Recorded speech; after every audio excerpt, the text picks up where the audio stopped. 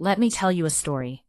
Not a loud story, not a dramatic one, but the kind of story that stays with you long after the video ends. My name is Emily Carter. And for most of my life, I believed that if you were loyal to your family, if you sacrificed for them, if you stayed quiet and respectful, then love would always come back to you. Life. I believed that if you stayed loyal to your family, if you sacrificed quietly, love would eventually come back to you. I was wrong. From the outside, my family looked perfect. A white house in a quiet American neighborhood, holiday dinners, smiles for photos. My mother, Linda Carter, cared deeply about appearances. Success to her wasn't about peace or kindness. It was about job titles, income, and who could be shown off in public. I never fit that image. I chose a simple, stable life, and to her, that made me invisible.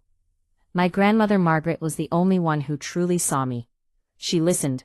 She remembered small things. She loved without conditions. When she became seriously ill, everyone suddenly became very busy. Meetings, vacations, excuses. So I moved into her home in Ohio. I cooked her meals, managed her medications, sat beside her during long nights when pain wouldn't let her sleep.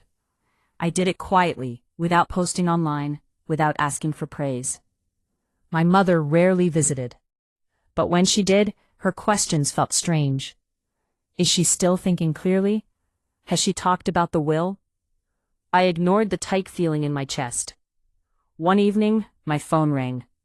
My mother's voice was cold.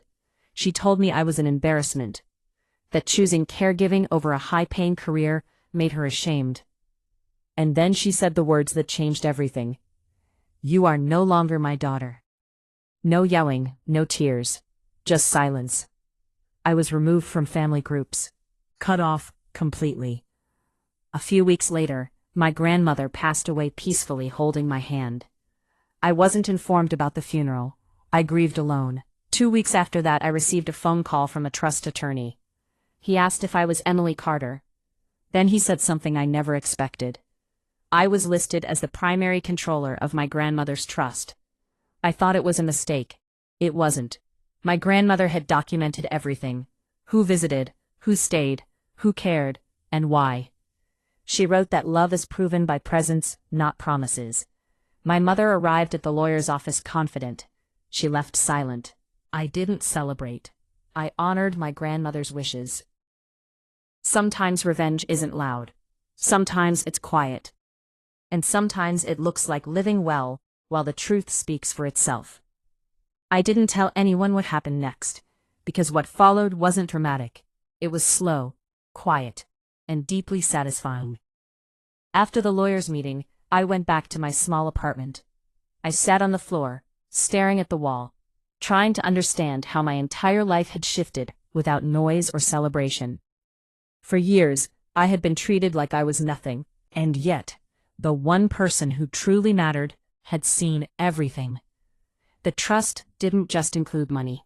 It included the house, letters, personal instructions. My grandmother had left me notes, handwritten, shaky, but clear. She wrote about watching my mother change over the years, about how love turned into control, about how kindness disappeared when money entered the conversation. She apologized to me for not protecting me sooner. I cried reading those pages. Months passed. My mother tried to contact me, first through relatives, then through lawyers, then through messages that pretended nothing had happened. I never blocked her. I let her see my silence. I sold the house, but I kept one thing. My grandmother's old rocking chair. It sits by my window now. I went back to school, changed my career, built a life no one could take credit for. And one day, I received a final message from my mother. She said, "I don't understand why you're doing this to me." I never replied. Because the truth is, I wasn't doing anything to her. I was finally doing something for myself.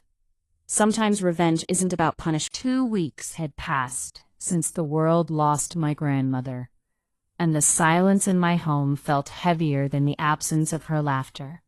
On a tranquil afternoon, with sunlight spilling gently through the window, my phone rang, shattering the stillness. I hesitated, my heart weary from the weight of unexpected calls, from the burden of bad news that seemed to cling to me like a shadow. But curiosity, tinged with hope, pulled my hand toward the device. The voice on the other end was calm and steady, like a gentle stream flowing over smooth stones. "Is this Emily Carter?" he asked, and as I affirmed my identity, a pause stretched between us, thick, palpable, and unnerving. In that moment I felt my heart slow, bracing itself for whatever storm might follow. He revealed that my grandmother had created a trust long ago. But to my astonishment, I learned that I wasn't just a beneficiary. I was the controller. Gripping the edge of the table, I fought against disbelief. Families like mine didn't reward the quiet ones. We were taught to be seen but not heard.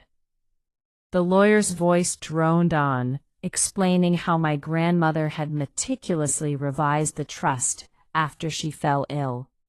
She documented who had shown up, who had stayed, and who had cared without asking for anything in return. And then he mentioned the letters. My breath caught at the thought of her words reaching me from beyond the grave.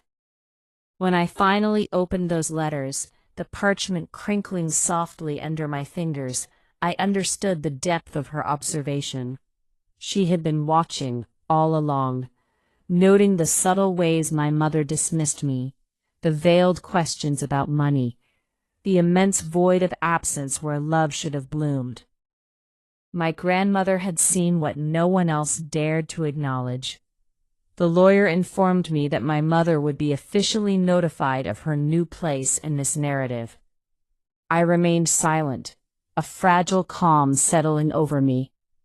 I felt no sense of victory. Instead, a serene acceptance washed over me like a warm embrace. Days later, my mother strode into the lawyer's office, exuding confidence, her posture a portrait of perfection. But as she exited, the air around her felt heavy with defeat. For the first time, she was stripped of control, the audience she thrived on absent from the scene. She reached out afterward, her messages transitioning from demands to softer, more palatable apologies, yet none of them whispered the word love. Only loss lingered in the air between us, a stark reminder of what was never there. I chose silence, not out of anger, but rather out of a profound sense of peace. I didn't owe her explanations. I was reclaiming my narrative. I honored my grandmother's wishes, supporting charities that lit up her eyes, and living simply, building a life immune to manipulation.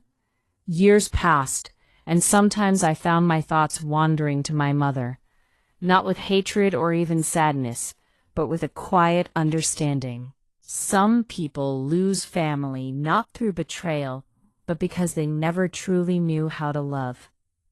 I realized that sometimes revenge isn't loud or grand. Sometimes it's not visible at all. Sometimes it's woven into the fabric of a life well lived. And in the silence that finally speaks the truth, I found my liberation.